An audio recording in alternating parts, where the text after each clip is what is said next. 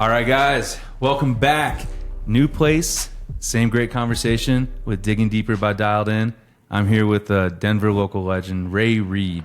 Let's Ray, go. what's going on, man? What's going on, my dog? Like how the nigga come up straight about a Section 8. I don't need nobody that's a show. You know we connect like voodoo. Tryna run up a check off YouTube. How we doing? I'm doing good. How are you? Good, week good? Oh, yeah. Excellent, excellent. Ray, let's jump right into it, man. You're born and raised from Denver. Yes, sir. What part of Denver did you grow up in? I've been all around Denver, but I was born at Denver General. Denver General, okay. Yeah. Like, you say you grew up all over Denver. Where was the most amount of time? What was like the place that you call home in Denver? Probably.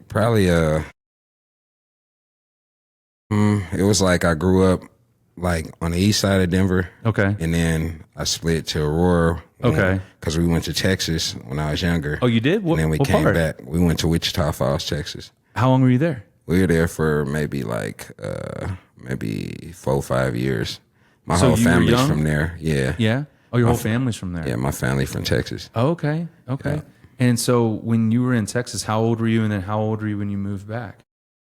I can't really remember the ages, but I was young. Like Yeah. it was like young, Like 3, 4. probably like anywhere from 5 Okay. through like maybe 9, maybe. And that's when you came back, was around like 9, Yeah, 10 it probably. came back, and then there was Aurora, so it was like Okay. kind of split half and half. So Yeah. I just repped the whole Denver for real. Love that. Love that. What was it like growing up in, Texas? Do you remember a lot about it? And then what were those young years like for Ray Reed and Aurora?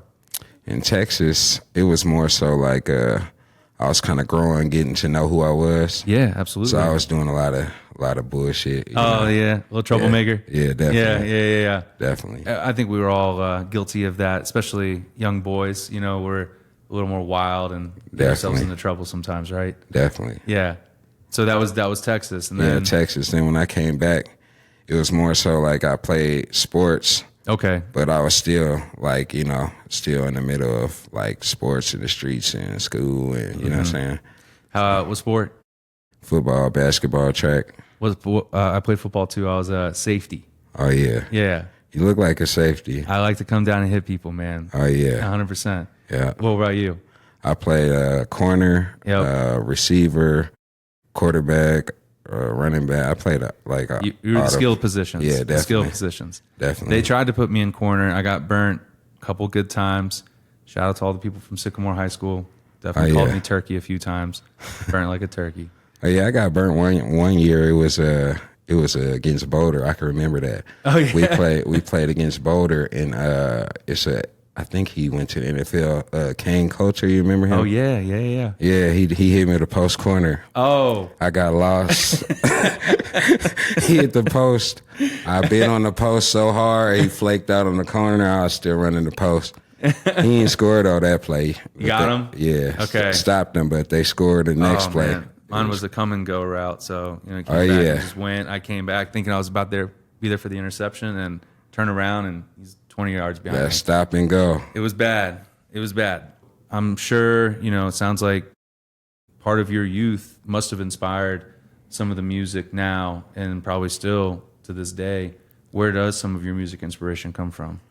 I grew up on Cash Money, Lil Wayne. Golden era. Birdman, all them, Juvie, Manny Fresh, all them. So it was mainly that Master P. Yeah. It was more so like, Remember all the No Limit albums all had like the different color, yeah. Yeah. I was a big Master P, Silk the Shocker. Oh yeah, Silk was hard. Yeah, definitely. Yeah, my buddy Mike, he put me onto a lot of that music.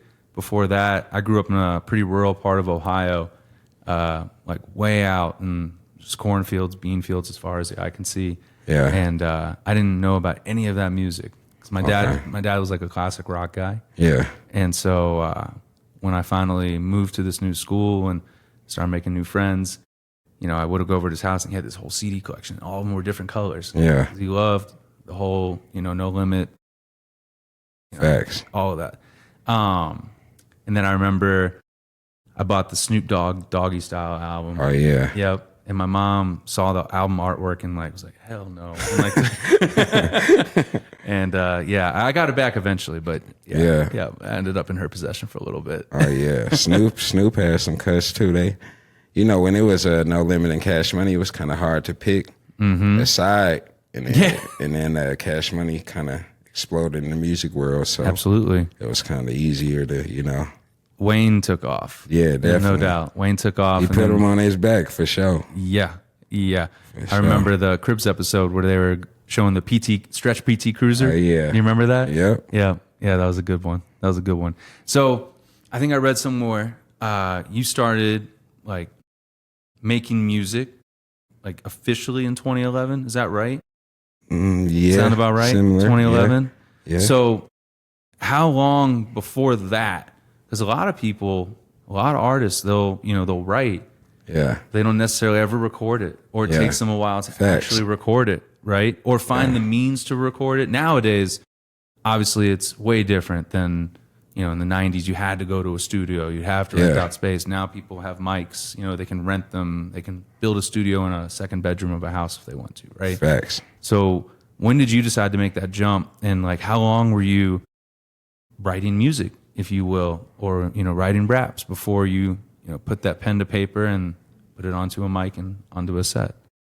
That's a good question. So when I was like growing up, I would always like as a kid, probably like 11, 12, just try to write something, but it wasn't never really You're just trying serious, to figure it out. Just thinking if I was gonna make a song or something, but I eventually got deep into sports, and then the streets took over. Yeah. And then I started doing music, you know what I'm saying? So it was more so like kind of like a place to tell the story. To tell the story, you feel me? And maybe release some of the just to give more hope to the people that came the same way. You know what I'm saying? Yeah.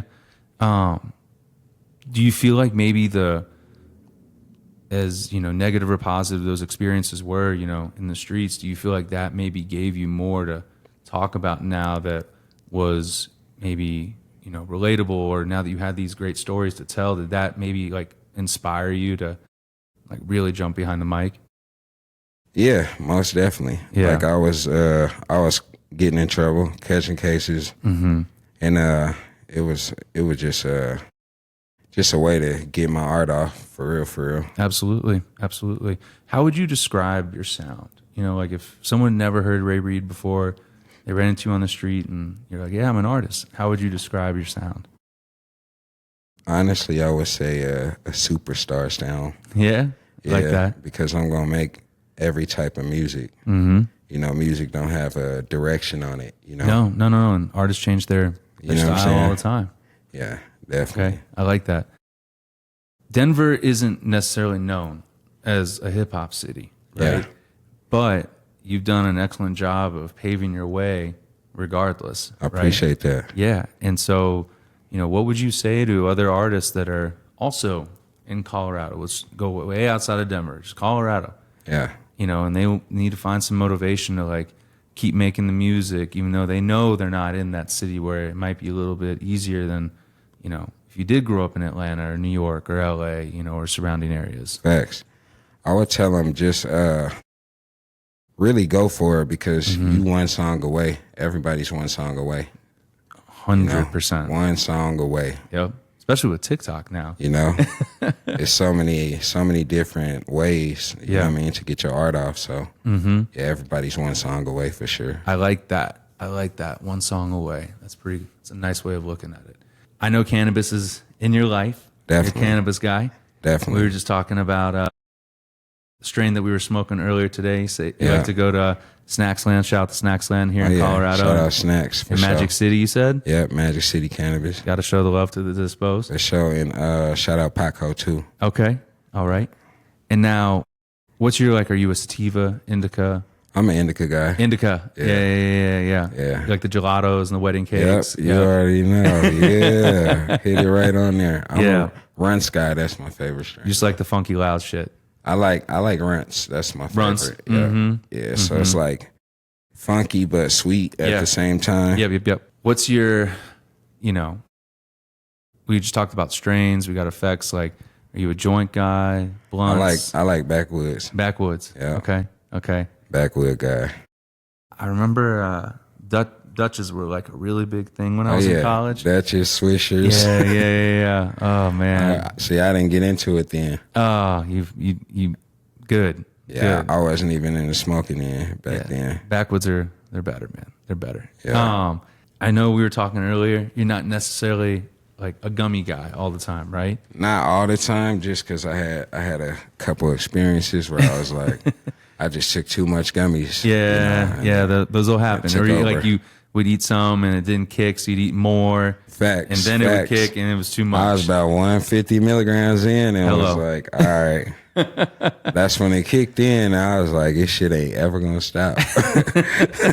It's like that upward roller coaster. You're just waiting for it to kind of level out. Definitely. Yeah. It was crazy. For sure. That's too funny. Did you ever think that, you'd mentioned you were playing a lot of sports. Did you ever think that you would maybe go to the next level and like take that to college or like pros? I know we all had it in our minds at one point. It was in my mind.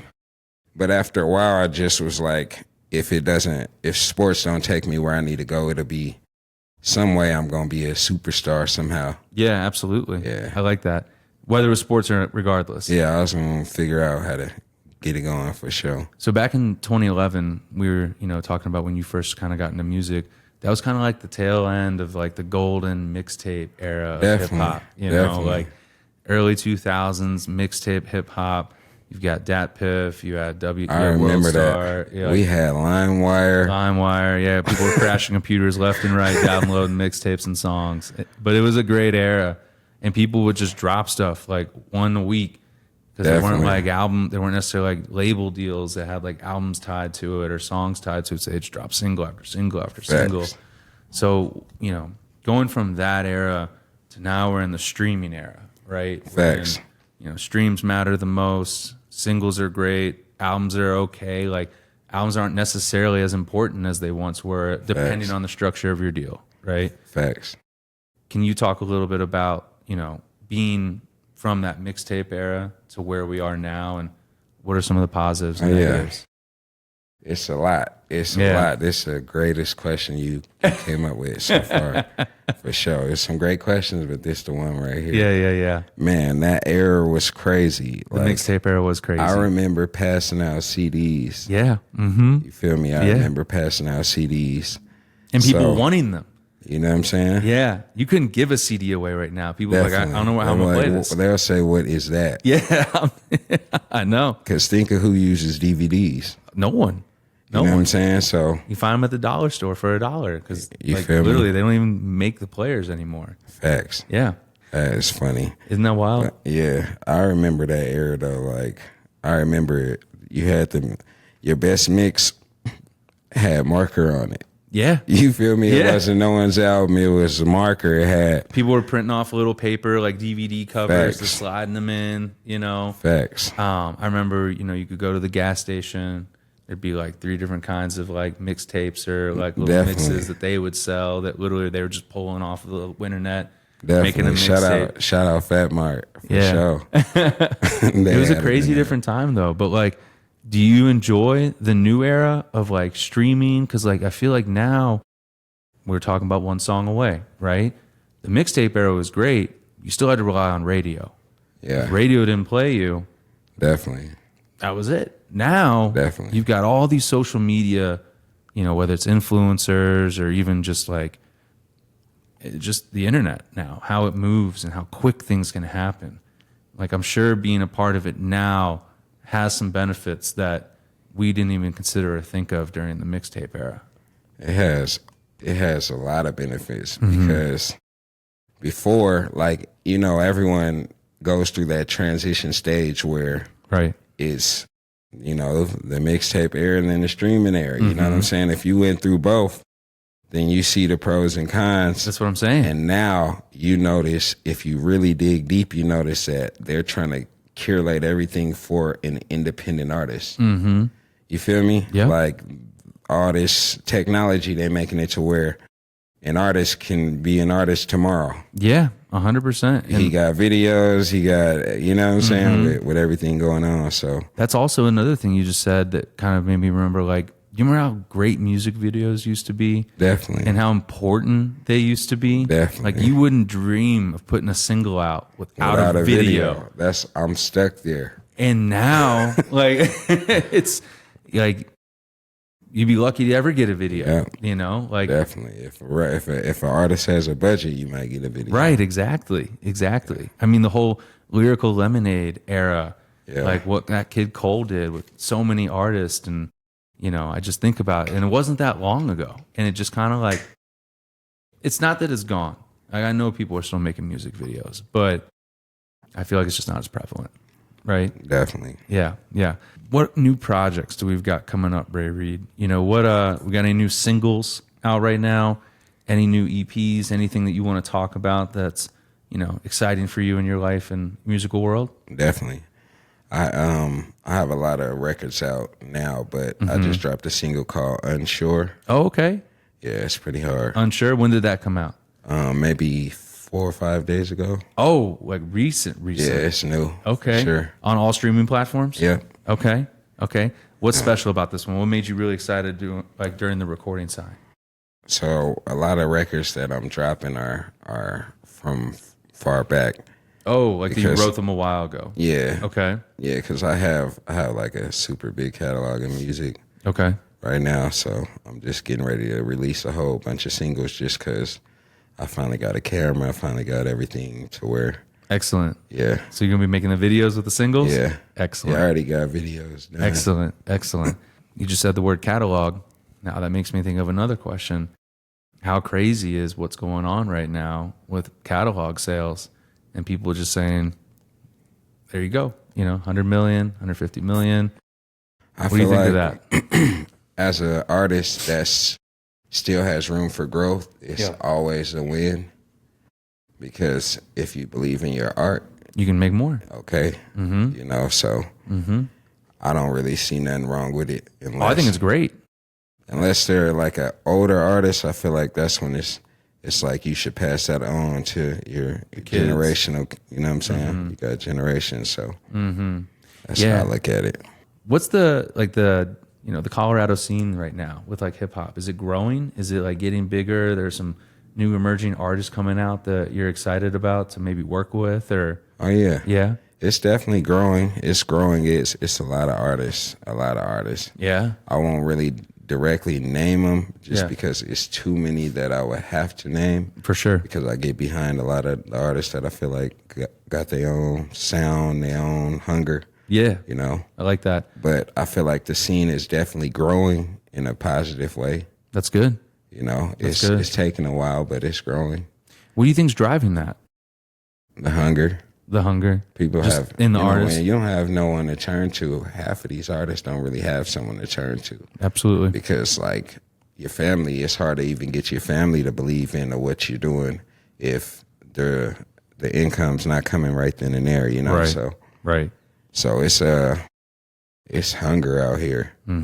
I just see hunger for real. I love that. What's your pre-performance ritual? Like what's the day look like ahead of a show for you? It's always busy. Yeah. Like, it's always busy because I have my children during the weekend, Okay. every weekend. So, like, it's That's always excellent. busy, always busy because I'll have to either, you know, deal with them and then arrange that, get back to the music. You know what I'm saying? It's just a lot of back and forth. So, it's super busy. So, I'm always really getting on stage after, like, just hectic moments for real, you know. Is that tough to kind of like recenter before you get out there, or is it one of those, as soon as you hear the music, you can kind of like let that's loose? just where I'm grounded at when the music's come on. That's where you feel the best. Yeah, for sure. I love that. How long did it take? I know, like, some artists are natural with stage presence, right? Yeah. Getting in front of a couple hundred people, even if you are performing your own music, can be stressful and like give some people anxiety. Did you ever have that, or did it just feel natural to you? I used to get like a little butterflies, a little Yeah. bit in my stomach, but for the most part, you know, when you play sports, that's the same. It's the same, you know, performing on the field, same as performing front of the crowd. That's fair. That's very fair. I only played football. So you had mentioned you were also in basketball. What was the other one? Yeah, basketball and track. All track? Yeah. What'd you run? I ran a 200 and 100. Oh, you were a sprinter. Yeah. Okay. Yeah, I'm pretty one. fast. Yeah, wide receiver. Okay, that all makes sense. That all makes sense. What was your 40 time? That's a good question. I think maybe 4.6, maybe. Yeah. Okay. Yeah, I don't know. Like it could be worse. I don't know. It was a while ago. Yeah. So how's cannabis involved in your music, not journey, but like process, creative flow, right? Do you use it for writer's block? Do you just use it in general? How does it help? When you're trying to write some new music or when you're in the studio? So I kind of broke the curse on writer's block for myself. Yeah. If that makes sense. Yeah. Because I don't write all my music. So half the time if I don't have access to a studio, that's the only time I really will write. Okay. Otherwise you'll just go off the top. Mm-hmm. Really? Yeah. You ever find time where you like will listen to a song and be like, I don't remember, because like you're just going off the top and you're like, damn, I said that? Like, definitely. Yeah. If I listen to a lot of my old records, it's so much stuff. I'm like, I gotta re-release this. Like I'm about to drop a record from 7 years ago. You know what I'm saying? Just because you love the whole bit about it. Yeah. I feel like it's timeless. Music's timeless. So I figured if I build a big catalog, then as music changes, I could just drop whatever. Absolutely. That's gone. And as we mentioned earlier, sound can always change with an artist. Doesn't have to stay consistent. That's what makes them a little more rounded, if you will, too, right? Definitely. For me, cannabis always helped actually make me creative. Yeah. Sounds like for you, you're just creative in general. But yeah, because I started smoking late. Like I was smoking later on in my life. When did you start? I was hustling early. Like when I was like in high school and started hustling weed and shit there. But it was just more so I'd rather have been the one that was supplying it than, you know what I'm saying? Smoking it, right. Once I started smoking, it was because of my back. I had back pain. From sports? Yep. I started smoking pretty late. Like maybe like 7-8 years ago, probably. Oh, really? Yeah. It's not often we get people on here that only smoked, 7 or so years ago. Yeah. I'd love to hear like what your first time smoking weed was like. So my first time smoking, I was a little younger, but I didn't really smoke so much. It was just I hit the weed and I was you just hit a joint. Yeah, I hit like my sister's weed. And I was just high, like high. I wanted to eat. Yeah. You know what I'm saying? Yeah. But when I like actually started smoking, like just recently, probably like seven years ago, I was taking someone home. Like I was gonna take someone home, and I was at my homie's crib, and I smoked with him, and he was like, "You gonna be all right to take Shorty home?"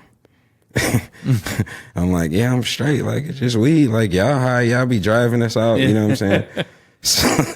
So I was taking her downtown from Aurora, like to Denver. And as I'm driving, I just couldn't feel my legs. Like, it was so crazy. I'm pushing down on the pedal and I'm going faster and faster, but I'm like, let me slow down, So I just was so high, like my legs, it just felt like I wasn't reaching the pedal, and I'm just going faster and faster. Then I eventually get there, and she's like, "Were you in a rush?" I'm like, "Nah, I'm good," So I just waited in the car probably like an hour. Were you in a rush? Yeah, waited in the car for about an hour and then drove back up. That's awesome, man. That's awesome. What's your biggest, project that you've got coming up? You just mentioned you just put out a new single, and you got a couple, or at least sounds like a decent amount more that you're going to be releasing. Are all those planning on coming out this year in 26, or you're going to wait and put some out in 27? I probably got 4 or 5 years of music to put out. No way. Yeah. That's excellent. Yeah. That's exciting, man. It's just when, as an artist, you get pulled in so many different ways, because one day you have a budget, next day you don't. One day, it's back and forth, seesaw, you know what I'm saying? So I love that. It's once I just got grounded and was like, I need to get further, I more so thought about saving music instead of just putting it out because it's timeless. You know what I'm saying? I'm dropping songs from COVID time, from time before that. You know what I'm saying? And it still sounds official. You know? So, Yeah. And that means you got a good sound. Yeah. Right? You got it dialed in. Dialed in. Yeah. Definitely. Coming up, it's hard out here to get on shows. You know, if you don't know everybody or you don't, you know what I'm saying? Got the most connections. Where's your favorite place to tour? Like, what's been your favorite city to go to and play a song in? Well, here for sure because I performed at big places here for sure. Yeah. So I would say here, but I performed in Atlanta before. I like Atlanta. I performed in North Carolina. That was one of my favorites. What part of North Carolina?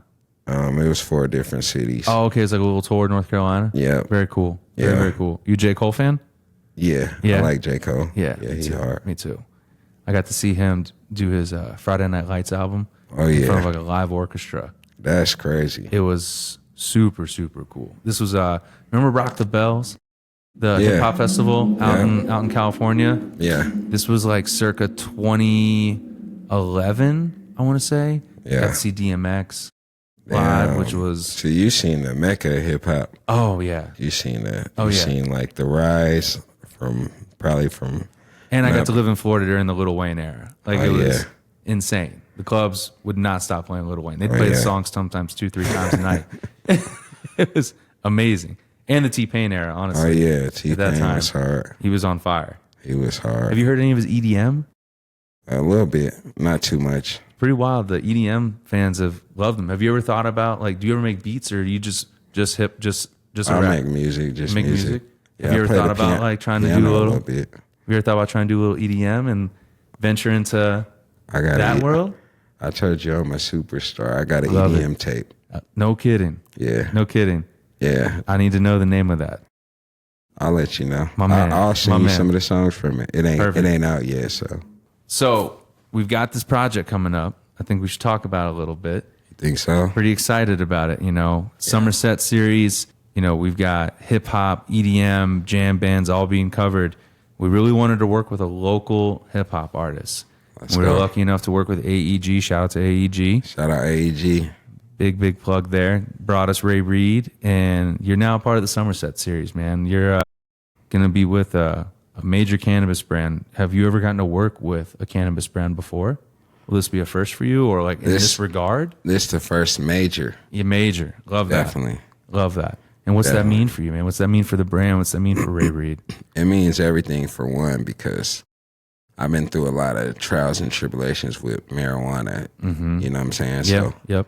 So this is definitely real big for me, for sure. For something that may have, maybe gotten you in trouble at one point in your life is now helping boost Facts. your career. Facts. It's a full 360, right? Definitely. Full 360. That's Definitely. pretty cool. That's pretty cool.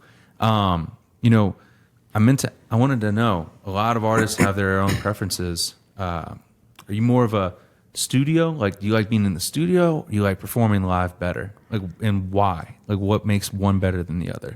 My favorite thing about making music is performing it live, for sure. Yeah, just get in front of the crowd. Yeah. I feel like the studio is more work. Right. More work. It's more of a polishing thing. You know what I'm saying? Yeah, because you can get into, we were talking about, you don't have writer's block, but you can get into, like, maybe you just wanted to say it differently, so you got to lay it down multiple takes, whereas now live you get to celebrate that music and perform it, right? Yeah. You get to see how the crowd reacts to it. Yeah. Yeah.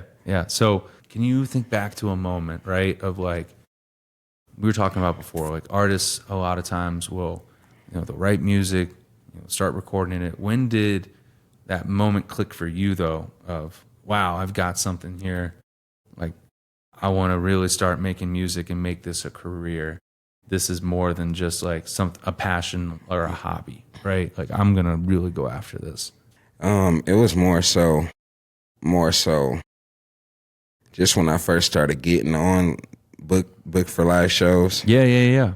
Just like kind of getting the crowd's reaction, just interacting with the fans, and like when I realized I had real fans, that's when it kind of clicked for real. Mm-hmm. You know, Seeing like, the same people come back to shows and oh yeah, hit you up on Instagram and whatnot. stuff like that. It was just more so like when I go to normal places, like People recognize you. yeah, like this one time I was in the mall and some kid, he was in a Navy, I believe, or Army. He was in one of the forces, and he was downstairs. I was upstairs taking my mom shopping or something, and he was like running but pointing. You know what I'm saying? So it was kind of one of the moments. My mom was like, Were you like nervous? Like, what's going on? My mom was. I Yeah. was. You know, I wasn't nervous. It was just more so like, what the fuck? You know? Right. But he was a fan, so it was just more, you know. Was that That's a cool? when I was like, okay, Uh-huh. I gotta take this more serious because I might be touching more people than I, normally see. That's a special moment, man. It's Yeah. definitely something you got to hold close, right? Yeah, Does your mom remember it and like yeah. She bring it talks up? about it a lot. Yeah. That's too good, man. That's too good. Yeah, those moments are special, you know. Not everyone gets to experience that, and to be celebrated for something that you're passionate for is nothing better than that, right? Yeah, most definitely. Getting to change people's lives or give them different perspectives with music, and you get to provide that. Facts. Pretty awesome, right? Facts. Yeah. I got one more for you. If you could design and make your own dialed in gummy flavor, it could be anything, what would it be? I would make a gusher flavor gummy. Like a one that's tropical or like like watermelon, like passion fruit. passion fruit. Yeah, passion Okay. fruit or fruit punch Yeah. or cherry. Okay. It's too many flavors. I have some flavors for you, but probably passion fruit for sure. Passion fruit. All right. Yeah. All right. Well, guess what? We make a passion fruit. I want to make yeah? sure you get some. Oh yeah. Yep. Let's go. Absolutely. Anything else that you want the people to know about that's coming up for Ray Reed? Where can they find more information about you? Instagram handle, all of that. Okay. All my information is all my info for shows and bookings, features, anything you could look up on my Instagram at Ray Reed 2. Okay. Or Facebook just at Ray Reed. Okay. And then Twitter, I think is at Ray Reed 2 as well on Twitter. Okay. Excellent. Excellent. And what else? All my music's on YouTube, on all platforms, videos. More videos coming out. More shows dropping. Yeah. Ray, I appreciate you coming on the show, man. Appreciate you coming definitely on Digging appreciate Deeper, being here. telling everyone about your journey. Let's go. Yeah, more to come from Ray Reed and Dialed In, and we'll see you guys next time on Digging Deeper. Let's go. Dialed in. Digging deeper.